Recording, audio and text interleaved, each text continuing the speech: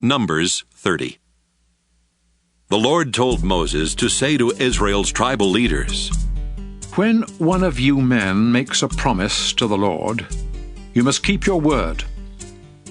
Suppose a young woman who is still living with her parents makes a promise to the Lord. If her father hears about it and says nothing, she must keep her promise. But if he hears about it and objects, then she no longer has to keep her promise. The Lord will forgive her, because her father did not agree with the promise." Suppose a woman makes a promise to the Lord and then gets married. If her husband later hears about the promise, but says nothing, she must do what she said, whether she meant it or not.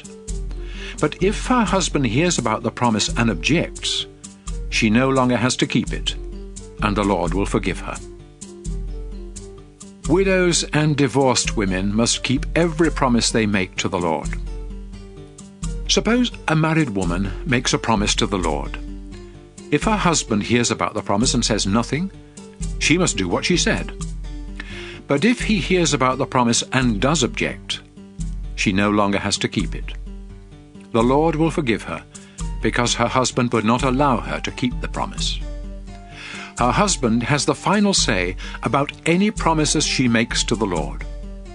If her husband hears about a promise and says nothing about it for a whole day, she must do what she said.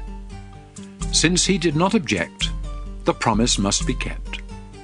But if he waits until the next day to stop her from keeping her promise, he is the one who must be punished.